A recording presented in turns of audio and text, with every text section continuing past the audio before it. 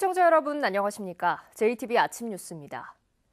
개구리가 잠에서 깬다는 절기상 경칩인 오늘 곳곳에 봄비가 내리겠지만 비의 양이 적어서 미세먼지는 종일 매우 나쁨 수준 보이겠습니다. 현재 군산과 김제, 부안, 고창, 순창 등 5개 지역에 초미세먼지 경보가, 나머지 지역엔 주의보가 발효 중입니다. 오전까지 남부 지역 곳곳에 빗방울이 떨어지겠지만 비의 양이 많지 않아서 미세먼지를 해소하긴 어렵겠습니다. 낮 기온은 크게 올라서 전주와 익산 14도, 군산 12도가 예상됩니다. 당분간 고기압의 영향으로 대체로 맑은 날이 이어지겠고 일요일에는 한 차례 비가 내리겠습니다. 익산 장전마을과 인근 비료공장에서 1급 발암물질이 검출됐습니다. 이 비료공장에서 원료로 사용한 담배 찌꺼기, 연초박이 의심을 받고 있는데요. 주민들은 4년 전부터 공장에 있는 연초박의 유해성을 주장했지만 익산시가 외면했다며 이에 반발하고 있습니다. 김진형 기자입니다. 집단 암 환자가 발생한 익산 장전마을입니다. 지난해 7월 환경부의 역학조사 결과 이곳과 인근 비료 공장에서 담배를 태울 때 발생하는 1급 발암물질인 TSNAS가 검출됐습니다. 비료 공장이 담배 찌꺼기인 연초박으로 퇴비를 만들겠다며 허가를 받은 뒤에 허가와 다르게 열을 가해 유기질 비료를 만든 과정에서 발암물질이 나온 것으로 의심받고 있습니다. TSNAS는 폐암 등을 유발하는 물질로 장전마을 주민들이 폐암과 간암 등으로 고통을 겪고 있어 주민들은 집단 암 발병과 관련 가능성이 있는 것으로 보고 있습니다. 주민들은 2016년부터 공장 안 연초박에 대한 유해성을 주장했지만 익산시가 외면했다며 반발하고 있습니다. 환경부 역학조사가 없었다면 영원히 묻힐 뻔했다는 겁니다. 공장 마당에 쌓여 있는 그 연초박을 봤어요. 봐가지고 계속 이제 그 문제 제기를 하고 지금까지도 지금 문제 제기를 하고 있는데 제대로 조사가 되고 한 것은 전혀 없었습니다. 익산시는 대기 유해 물질 측정 항목에 TSNAS가 포함되지 않아 조사에 적극 나설 수 없었다는 해명입니다. 대기 배출 시설이나 그런 데는 전혀 법적 테두리 안에 들어와 있지 않는 물질이에요. 주민들은 익산시에 책임을 철저히 묻겠다는 입장이어서 논란이 쉽게 수그러들지 않을 전망입니다. JTB 뉴스 김진영입니다. 최악의 초미세먼지가 하늘을 뒤덮고 있습니다. 봄이 왔지만 바깥 활동을 피해야 하는 날들이 계속되고 있는데요. 업체들 사이에서는 이른바 맑은 공기 마케팅까지 등장했습니다. 오정현 기자가 취재했습니다. 불과 수백 미터 앞 건물이 잿빛 하늘 속에서 어른거리고 희뿌연 먼지에 가린 모악산은 윤곽마저 흐릿합니다. 나들이를 재촉하는 봄이 왔지만 야외 활동은 엄두도 못 냅니다. 하늘이 되게 흐리고 그래가지고 좀 우울하고 기분이 좀 많이 안 좋죠. 꽃놀이도 가고 싶은데 날씨가 이러니까 막 이제 가지도 못하고. 황사형 마스크는 필수품이 됐고 업체 역시 판매에 열을 올립니다. 미세먼지 붐 있고 나서는 핸드폰에 정보 오거나 그러면 더 잘 나가거나 많이 찾으시는 경향은 있죠. 공기청정기 완비 문구가 나붙었습니다. 가게 홍보 도구로 공기청정기가 등장한 건데 이른바 맑은 공기 마케팅입니다. 손님들께서 좋아하세요. 요즘 같은 때에 손님들이 나중에 재방문할 거라는 그런 투자 목적으로. 초미세먼지 농도는 익산 모현동을 기준으로 한때 세제곱미터당 237 마이크로그램까지 치솟았습니다. 전북 전체로 따져도 초미세먼지 농도는 관측이 본격화된 2015년 이후 최악을 기록했습니다. 오늘도 국외 오염물질이 추가로 유입되면서 공기질은 어제만큼 나쁠 것으로 예보됐습니다. 외출 시에는 황사형 마스크를 반드시 착용하고 먼지를 걸러주는 호흡기 점막을 촉촉하게 유지해야 합니다. 하루 최소 1.5리터가량 물을 마시면 흡입한 미세먼지를 배출하는 데 도움이 됩니다. JTB 뉴스 오정현입니다. 농협과 축협, 산림조합 등 전북 109곳의 조합장을 뽑는 동시선거가 이제 일주일 정도밖에 남지 않았는데요. 도내 축협 조합장 선거에 출마한 한 후보가 조합원들에게 햄세트를 돌렸다는 의혹이 일고 있습니다. 주희인 기자의 보도입니다. 한 축협조합원이 조합장 선거에 출마한 A 후보의 부탁으로 조합원에게 햄 선물 세트를 돌렸다고 말합니다. 만나가지고 몇 개 여기 갖다 주라고 가는 김에 만나고 몇 개 줘서 여기서 갖다 주라고? 뭐요? 식용유요 뭐요? 거기 같은데요? 햄 몇 조합원 9명에게 햄 세트를 줬다며 받은 조합원의 이름까지 털어놓습니다. 꿀꿀장 5개인가 4개인가만 갖다 놨어요. 꿀꿀장도 4개인가만 직접 주고는 것 같은데 내가 4개인가만 5개 우동에 것만 시기하고 여기밖에 없어요. 지난해 추석 햄 세트를 돌렸다고 말한 이 축협조합원이 사는 마을로 찾아가 봤습니다. 저기로 가셨다고요? 저리 아까 여기서 본 게 저리 올라가더라고. 방금 전까지 근처에 있다던 조합원에게 전화를 걸어 사실관계를 확인하려 하자 답변을 피합니다. 어디에 계시는데요? 전화국대 없어요. 전달을 하셨다거나 뭐 그러신 적은 없으세요? 그런 거 없습니다.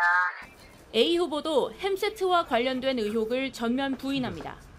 혹시 시켜서 햄 세트 돌린 적은 없으세요? 그런 사실이 전혀 없습니다. 아, 없으세요?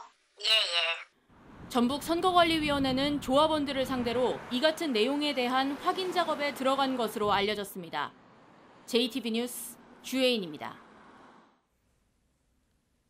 정부의 새만금호 2단계 수질 개선 사업이 내년에 마무리되지만 새만금호의 수질은 좀처럼 나아지지 않고 있습니다. 환경단체와 전문가들이 해수유통과 새만금호의 생태계 복원을 다시 한번 주장했습니다. 송창용 기자입니다. 정부의 새만금호 수질 개선 사업은 2001년부터 시작됐습니다. 지금까지 투입한 사업비는 4조 원. 수질 개선 2단계 사업이 마무리되는 내년에 새만금호 수질 목표는 담수화를 전제로 도시용지 구간 3등급, 농업용지 구간 4등급입니다. 하지만 새만금호의 수질은 좀처럼 나아지지 않고 있습니다. 하루에 2억 톤씩 바닷물이 드나들고 있지만 현재 도시용지와 농업용지 구간 모두 4등급을 나타내고 있습니다. 내년입니다. 불과 1년밖에 안 남았습니다. 수질 목표 달성은 불가하다. 또한 새만금 방조제가 생기고 수질이 악화되면서 새만금호 안팎의 어류는 크게 줄어든 상태입니다. 참서대과 아까 설명 민어과, 꼼치과, 참복과, 양태과 이런 어류들이 새만금 방조제로 인해서 다 사라지거나 크게 감소했고 전문가들은 이러한 문제를 타개하기 위해선 해수유통밖에 답이 없다고 주장합니다. 여기에 선진국 사례처럼 배가 드나들 수 있도록 통선문을 설치하고 새만금호의 생태계를 복원해 생태관광을 새만금 발전의 한 축으로 삼아야 한다고 조언합니다. 선진국이 하고 는 어떻게 했는지, 자 이게 이제 결국 생태계 복원 지속 가능한 이용, 현명한 이용에 맞춰집니다. 새만금호의 해수유통을 요구하는 목소리가 점점 거세지고 있는 가운데 환경부는 올해 하반기에 새만금호 수질 개선 사업에 대한 평가를 시작해 내년에 결과를 내놓을 예정입니다. JTB 뉴스 송창용입니다. 부안 동중리에는 우리나라에서 가장 오래된 돌로 된 솥대가 있습니다. 300년 넘게 마을의 수호신으로 자리를 지켜왔는데 이 솥대 위에 있던 돌오리상이 도둑을 맞았다가 16년 만에 제자리에 돌아왔습니다. 정원희 기자입니다. 검은 천을 걷어올리자 거칠게 조각된 돌오리상이 모습을 드러냅니다. 조선 숙종 때 세워지면서 우리나라에서 가장 오래된 돌로 된 솥대 위에 자리 잡고 있던 겁니다. 국가민속문화재로 330년 동안 마을을 지켜왔지만 도둑 맞았다가 16년 만에 제자리에 돌아왔습니다. 이루 말할 수 없죠. 이루 말할 수 없고 동네 주민들도 그냥 너무나 쳐서 말도 안 나오죠. 지금 너무나 고마워서. 주민들은 돌오리상이 사라지면서 매년 정월 대보름에 지내던 당산제마저 중단해야 하는 아픔을 겪었습니다. 줄다리기를 한 뒤 마을의 안녕과 풍년을 바라며 이 줄을 솥대에 감는 풍습 역시 마찬가지입니다. 다행히 돌오리상 절도 사건을 조사하던 문화재청이 충북의 한 고개에 유물이 있다는 누군가의 전화를 받고 어렵게 찾아냈습니다. 돌로 된 오리상이 거의 없습니다. 아주 소중한 저희 문화유산인데요. 특히 이 마을과 같이 이 공동체와 함께 해온 아주 귀한 그런 역사를 지니고 있습니다. 돌오리상은 문화재위원회를 거쳐 원래 자리인 솥대 위에 올려질 예정입니다. 주민들은 중단된 당산제를 부활하고 돌오리상 귀환을 기념하는 행사도 이어가겠다고 밝혔습니다. JTB 뉴스 정원익입니다. 김제 시민들이 호남선 KTX의 김제역 정차를 촉구했습니다. 남원 주생초등학교에 개방형 다목적 체육관이 들어섭니다. 나금동 기자입니다. 김제시 모학회가 호남선 KTX의 김제역 정차를 촉구했습니다. 이들은 2015년 호남 고속철도 개통 이후 KTX의 김제역 정차가 중단돼 주민들이 큰 불편을 겪고 있다며 KTX가 반드시 김제역에 정차하도록 범시민운동을 펼치기로 했습니다. 호남 고속철이 개통되면서 전북 서부권이 철도 교통의 오지가 되었습니다. 교통약자들의 이동 편의와 지역 간 균형 발전을 위해 KTX 김제역 정차가 반드시 이루어지기를 촉구합니다. 남원시 주생면 주생초등학교에 총 사업비 16억 원을 들여 개방형 다목적 체육관이 신축됩니다. 남원시는 내년에 체육관이 완공되면 학생들은 물론 지역 주민들이 각종 체육 행사와 축제 그리고 전시회 공간으로 활용할 수 있다고 밝혔습니다. 체육관이 들어서면 학생들의 건전한 놀이공간 확보는 물론 지역 주민들의 생활체육 활성화에도 큰 도움이 될 것으로 기대합니다. 순창군이 전라북도의 일자리 정책 평가에서 최우수군으로 선정돼 1억 원의 인센티브를 받습니다. 순창군은 청년 창업 지원 사업과 맞춤형 인력 양성, 직업 훈련 교육, 그리고 소상공인 지원 사업 등에서 높은 점수를 받았다고 밝혔습니다. 완주군의 농업인 전문 가공센터가 개소 3년 만에 5억 원의 매출을 올렸습니다. 완주군은 두 곳의 기업이 축산물과 과일 가공식품으로 5억 원의 매출을 기록했다면서 앞으로 농업인 공동 창업에 좋은 사례가 될 것으로 기대했습니다. JTB 뉴스 나금동입니다. 전주시 원당동 추동마을 주민들이 새만금 전주고속도로가 건설되면 마을의 사면이 도로로 둘러싸이게 된다며 고속도로의 노선 변경을 촉구했습니다.